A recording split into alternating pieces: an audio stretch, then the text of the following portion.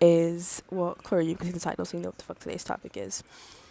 And I think we should really get another topic that we should really get into is this one because it often goes underreported, I would say. I've had many experiences where I've had conversations about, for the sake, it's commonly today it's called intimate partner violence to be more inclusive. So for that reason, I'm just going to say IPV, that's like the initial abbreviated term of it. But when I've had conversations with people about IPV and they've explained to me like their experience, whether it be heterosexual or queer, whatever the case may be, I have frequently noticed in a lot of heterosexual spaces, it is instantly something that is like frowned upon. But if not, then there's some sort of like attempt to normalize it here. But today, I really wanted to talk about what actually it entails, the signs of it, and truly like just give a little bit more detail on it, not only from my personal experience, but from research I've gathered here today. So, let's go. Okay, like I said, the existing stigma surrounding IPV, because originally it was called domestic violence for a very long time, but a lot of people within LGBTQ spaces were like, hey, this actually happens quite a lot in this space as well, but it often goes unnoticed because most of the research doesn't really, it's not really, I think about 3% of it goes, anyways. It's really something that's not talked about or really addressed even in a way that is educational, and that's what we're doing today. So it's far from the truth. We're going to get into how, why, and everything else today.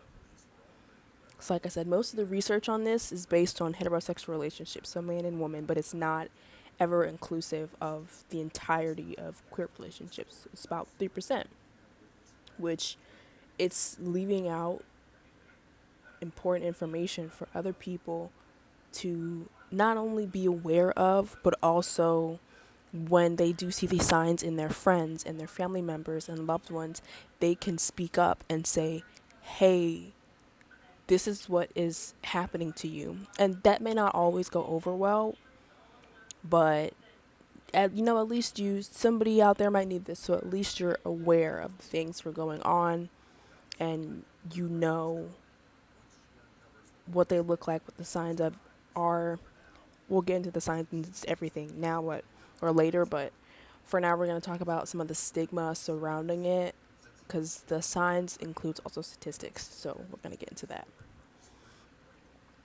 Yes, not only does it prevent others from truly being aware they're experiencing this, but the environment surrounding the experience plays a huge factor in this too. Like, their system victimizes the abuser and shames a person being abused for just not magically waiting for it to stop, which I personal experience, yes. Statistical standpoint, also yes, because what most people fail to realize is that the isolation that the abuser will attempt to put you through is a form of projection in a way because they do not feel connected or supported by the people who they constantly have around them. Like I said, it's like a system of enabling rather than a support system because there's no true real support. It's more of, well, you've been this way with me and this is how I know you, so there's no other way you could possibly be that other way outside of my presence, unless it was without reason or whatever the nefarious cause may be, because it's often nefarious. Like, it's often nefarious. It'll be like, oh, he bought me a $50 meal one time and he did all these like all irrelevant nefarious things that are totally maybe extravagant, sometimes they're not, but they're all not indicative of this person being abusive. And I fully stand by that. You really don't know until it's something that you experience, and I think people should have more compassion for that part. IPV includes, but is not limited to, physical, mental, emotional, and or financial abuse. Sometimes all of these can run concurrently, and sometimes they don't. If they don't definitely don't trick yourself into being like, oh, I wasn't really abused. No, babe, you were, and it's not okay. But now that you've addressed the elephant in the room, we can kind of start to work through the elephant a little bit, help the elephant feel a little bit more confident. Kind of recalibrate, because the thing with traumatic events is that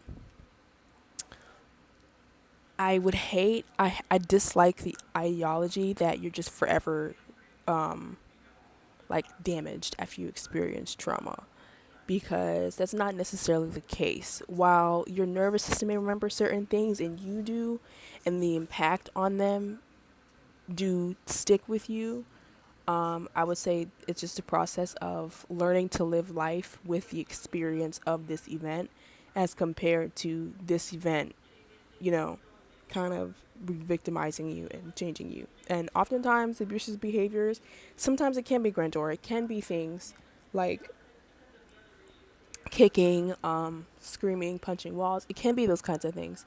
However, most cases, it's actually not. It's actually much darker and sinister over time. It will not start that way. It's something so small that you would not even think about it until you're like years down the road and you're like, how did this even happen? You look back on it after you've, done needed to do, because normally typically with IPV situations, the person who's being abused will try to leave at least 7 times. So, and sometimes they don't even make it that far, nor are they successful even after the first time. So if you do manage to get out of one of these situations, my heart goes out to you because I understand.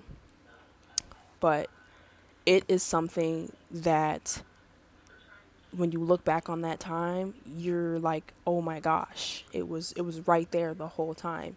That's how it started, and it changes the way you think, but it's up to you whether or not you allow it to change the way you think in a bad way or a good way.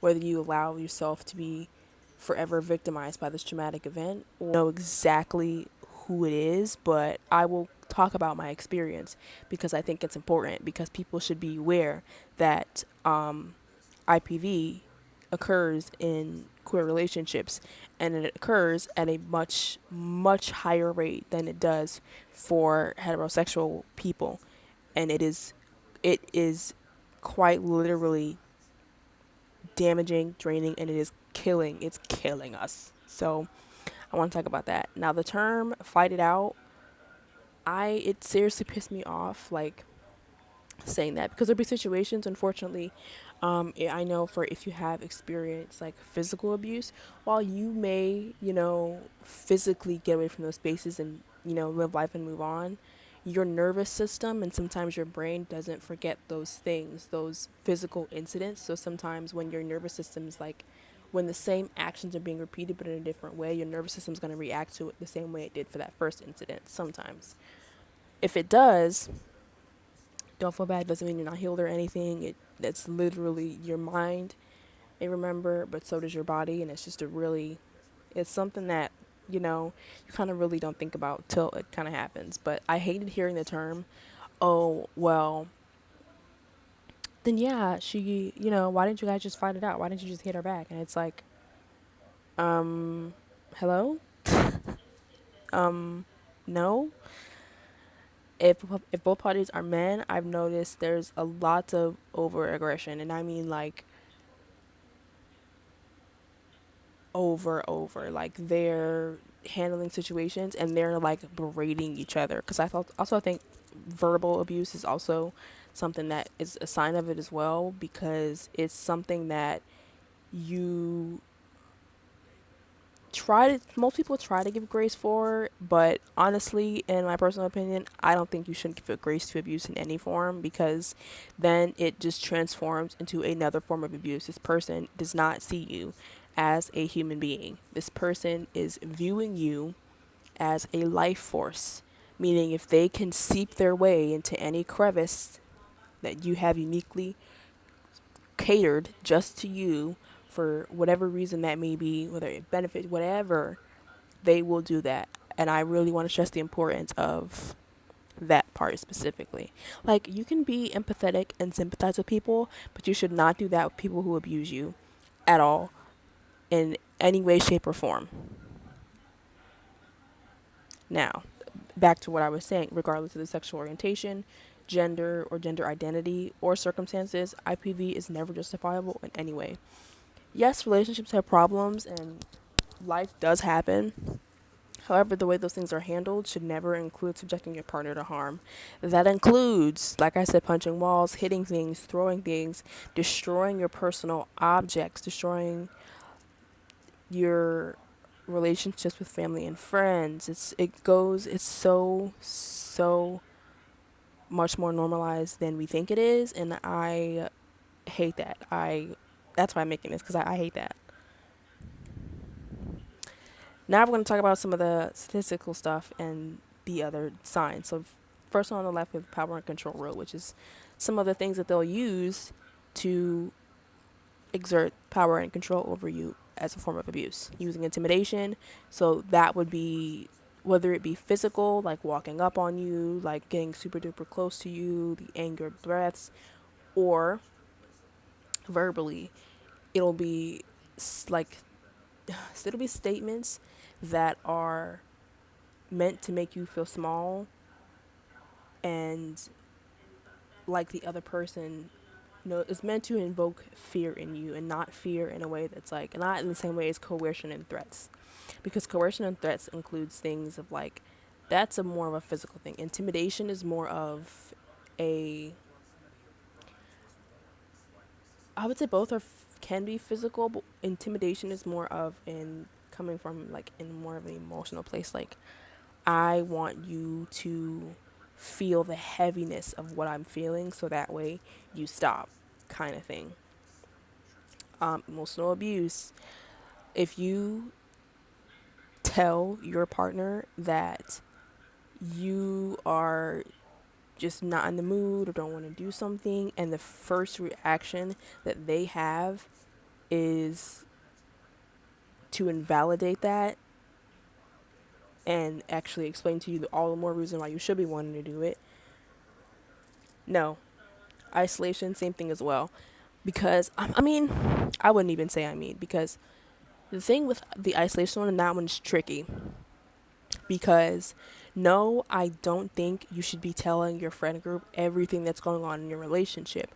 But if there are behaviors that are concerning, that are going on within your relationship that you are unclear how to process, or whatever the case may be, I think that's not a good time for you to be isolated. That's a good time for you to figure out how for you to try to communicate and reach out. But oftentimes in situations, the abuser will try and find a way to not like that. So they're probably going to try to actually shame you and make sure you don't have that avenue of feeling comforted and validated, or having the validation in yourself that this is happening to you, because it's a very invalidating experience to experience. It is, because it's a constant cycle of, well, damn, like, am I really like you're, it's in a constant state of self-doubt. And after years and years and years, because some people are actually still dealing with this, and after so long, it literally begins to affect the way your brain alters functions. It alters the way your brain functions. It's such a debilitating thing to experience in the middle of it, which is why the prioritization of your healing afterwards is so important. Because if not, it can literally do numbers to you, how you see yourself, how you see your surroundings, and consume you, and not in a good way. Now, the minimizing, denying, and blaming, I would say that or not symptom, but a sign you could look out for that one would be, let's say there's a situation that goes on and the argument gets physical, right? and you are clearly hurt, you feel betrayed, and you have lost sense of trust and respect for your partner, right? And in the way that they try to atone for this, in my opinion, there's no way you can atone for this. I literally cannot see the same. Anyways, the atonement for this is not, okay, I need to learn how to regulate my emotions as an adult so I don't get physically violent with you, because that's not okay. You don't deserve to have that memory of me as a partner, and or have that experience with me as a human being who is supposed to be in a healthy romantic relationship with me. Instead of that, it's more of like, I'm so sorry, I'll never do it again. And then let's say, because it's going to come up, okay? It will be hard for you to learn how to trust this entire human being again. It will be hard to learn how to do that if you decide to continuously stay with this behavior. It is going to be very hard for you to learn how to trust not only yourself, but your partner all over again. And this oftentimes is where that happens. And I want to stress the limit of just leaving, because no human being should have to put up with this. It's often in terms of like, oh, well, that was so long ago. Like, it was an accident. I messed up. No, I literally can't close my eyes at night without hearing the sounds of my own screaming, or like I can't live a normal functioning life. So, like, yeah. The last, I wouldn't say last two, but using children and male privilege. The male privilege one, I wouldn't even, I'm going to skip, I don't want to skip over that one, but I do at the same time, because that's specifically in the gay men dynamic.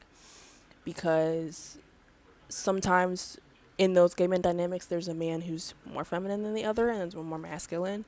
And typically, the one who's more masculine would try to use that male privilege in a sense of like, oh, I know what I'm doing here.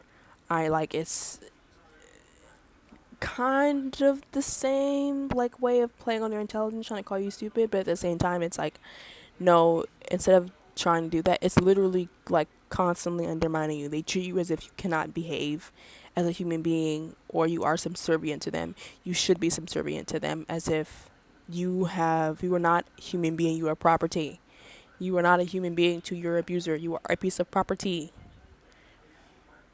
Economic abuse also includes financial abuse, in terms of, say, even if you ask, in the terms of, let's say you have financial responsibilities together and they're equally covered, but your partner decides to throw that in your face during an argument because for whatever reason they feel like, because they do this financially, it should absolve them of actually being a decent partner to you. Or not a decent partner, just a decent person to you. Person and partner, but it shouldn't, your economic status or availability or resources should not be a key factor or key measuring point of anything within the relationships, because we're all people. It looks different for everybody else, and it could literally be you, just like it could literally be the other person. Means absolutely nothing. And furthermore, this also creates the traumatic wound around receiving, whether it be receiving love, receiving gifts, or anything, because then it turns to this process of, oh my God, how am I going to return the favor to this person so they don't use this against me? Or what if I accept this and then I have no way of paying that back? It's so many other things. Now, for the next one on the right, we're going to talk about these rates, okay? Because they are important, okay? 56% of lesbian women, 54% of all trans and non-binary people, 69% of bisexual women, 46% of bisexual men, and 47% of gay men. Those are the rates. Those are the rates in the community. Do you think that do you honestly, seriously, truly think that other articles, or not articles, other scientists are reporting these numbers included with the heterosexual ones in their research? Because they're not. That's why this is here. They're not. And while, yes, it's still wrong either way, I think we should entirely be aware of the ways in which it's all wrong. Like, it's because I didn't know that I was experiencing it until somebody told me I was experiencing this. When I finally was able to get a resemblance of self in some way, and I finally felt comfortable enough talking about the things that I'd experienced, somebody had to sit me down, okay, and look me in my eyeballs and tell me you were being abused. Oh my God, emotionally, physically, and mentally, you were abused. Like, and I would say on the harder end of this, the spectrum, is that it's not a bad thing to still feel that love and care for your abuser, because that was someone you were in an intimate setting with. There was some form of bonding that was going on there, and detaching from that and really seeing it for what it was is actually hard as shit. And it sometimes takes people years, you know. It the time range is different for everybody, so if you do happen to know anybody who's experiencing this, that don't, and they're still, well, maybe he wasn't that bad, or maybe she wasn't, like, don't get upset, because it's not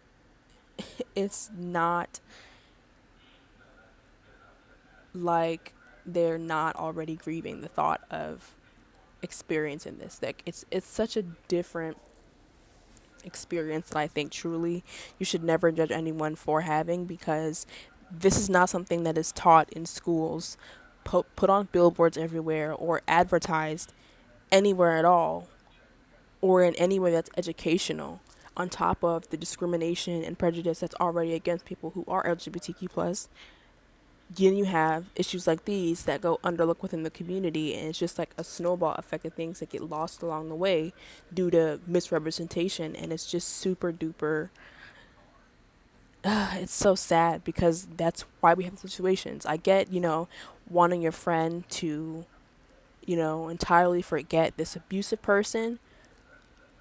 Unfortunately, it's going to take longer than that, because there is a sense of grief that you have to go through, not only for the person, what you thought of the person, the future you had together, what you thought of yourself, how you got in the situation. It's a multitude of things that you're grieving at this one time, and gentleness is truly, truly the best way to combat this. And then this portion, I'm actually going to talk a little bit more about the signs. I know I gave like little pieces here and there throughout the video, but I really wanted to get into specific signs that here, and some that I've experienced within my own environments, because it I don't think it covers it all, and I don't really have the time to type all that out. So the signs of it often get overlooked within queer spaces by others, especially within the community, because not only is the community a very understanding place, but at the same time, we all got traumas and stuff like that, but you're a grown adult. Like I said, so many people normalize certain behaviors as being overly passionate, protective, or emotional, so which is no problem with that, but in no way should it negatively affect another person in any way, physically, mentally, or emotionally, including financially too. Like, your partner should not have to give up relationships that are not harmful to them to make you comfortable. If those are relationships that were existing prior to the start of your relationship, I mean, these are people who have been in their lives longer than you have. I think it is extremely disrespectful to have to make them choose. Now, whether or not the choice they make is totally different, but oftentimes choice is the partner. Why? Because you want to, you're acting from a space of genuinely, you know, wanting to show your partner love and respect. Essentially, you're acting from the place of, is their cup full? And your partner is reacting from the space of, how much more does do they have in their cup than me? It's like that. They're not seeing you as a whole entire cup with content inside. They are seeing how heavy your glass makes, or having a glass makes, oh my god, how heavy your glass is based off its components. They do not care for what's inside the glass. They just know. They feel this heaviness and they want it to go away. And the heaviness is usually the guilt of their own actions. Now, here are the warning signs. So like I said, isolate you from your family and friends. Like I said, this doesn't always have to be a direct thing that's in your face. It can literally be something so simple as picking a fight with your friends, whether it be the group, whether it be just one or two of them, multitudes of them. If the goal is, oh, well, they don't like me because of this, that, and the third. Blame also too. Isolate and blame, I would say, go hand in hand, because oftentimes what I've experienced and seen was it came to, oh, well, you're telling your family and friends something, so like they don't like me because of you. And it's like, no, no, no, no, no, no, no, no. People have eyes and ears, and they can see and hear you. So when you respond to things in certain tones, certain mannerisms, and you display certain shifts in your body language, most people can read that. And unfortunately, for most people who grew up in dysregulated homes, they recognize some of those signs and they know what that looks like and what's going on. So I don't think it's an issue of anybody you're telling on yourself, pretty much. Embarrass you, put you down. That one ties into verbal abuse, shaming, degrading, whether that be you personally, how much money you make, what kind of job you have, anything. Okay? This one, the embarrass you, put you down, that one is probably I would say the biggest one to look out for, because somebody who genuinely loves and cares for you would never do that to you.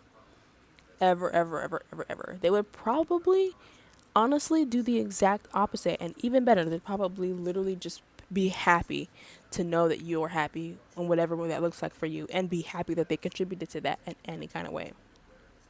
Control what you do, spend, say, or wear. That one is really like, I feel like it should include who you talk to as well. It should, because, oh, oops. It should include who you talk to as well, because sometimes people, even new people you meet, doesn't even have to be specifically people within a friend group dynamic. It could be new people that you meet who were like, oh, I've met your partner. Oh, they seem a little XYZ, like we don't know what's going on. Oh my god, why does it keep doing that? We don't know what's going on. Like, people who seem uncomfortable by this behavior that your partner's exhibiting and are not afraid to tell you. You should probably take it into account. I wouldn't say listen and get all in your head kind of thing, but if you're experiencing these symptoms, you need to be extra vigilant in really considering every aspect here, and really tuning into your body and acknowledging how you feel, and if honoring how you feel, and if that causes a problem within that dynamic, or if there's a problem from that dynamic, that's how you know. Deny you access to money or financial assets. Financial abuse. Same thing with control. Financial abuse is also financial abuse. If there are shared expenses and the other person moves all the money out of one account because you didn't want to do something or things like that, that's financial abuse. Okay? I would say blame you for all faults in the relationship. So, like I said, relationships have problems. However, I think the concept of placing blame is a endless cycle of never figuring out the problem actually, because not only sometimes it takes two people, sometimes it doesn't. Accuse you constantly of being unfaithful. Whether or not you are actually unfaithful, different topic, but that one day you'll leave, and they're aware that one day you'll be as good as dead to them. They are entirely aware, and it makes them violently insecure on the inside. And instead of dealing with that and doing the inner work to be a better partner for you, they would rather make you feel bad for wanting a better partner instead of just being a better partner. Now, force you into sex you don't want. This one also strikes a personal chord for me as well because life happens, stress levels change, lots of different things go on throughout the day, and not everyone's going to always be in the mood all the time. And you need to have a partner who's going to, instead of trying to argue with you and be like, well, we haven't done it in months, so what's going on? Instead of having a partner like that, you should probably, you deserve, I won't even say you should probably, you deserve a partner who's going to be like, okay, we can just sit here, get a nice movie, watch some films, whatever, anything other than argue with you about why you are not interested in sexual activity at the moment, or try to convince you why you should do it, or put you in a position to where if you don't do it or you are not in the mood for it, it could come at the cost of your entire relationship. Why? Because that is sexual violence. In some cases, in most cases, that's actually the word. Whether it be momentarily, people you've known for a long time, it is actually more common than you think. But because it is not always this violent break-in scene where there's things thrown everywhere and there's, you know, how they display it in movies. If there's not that specific look for it, then it's not believed. And I think that is very harmful to push as a narrative everywhere for generations. For you, the children, family, or pets. This also includes your personal items, okay? Outside of family, pets, and children, and you. Whether it be, I think these are the more direct, okay?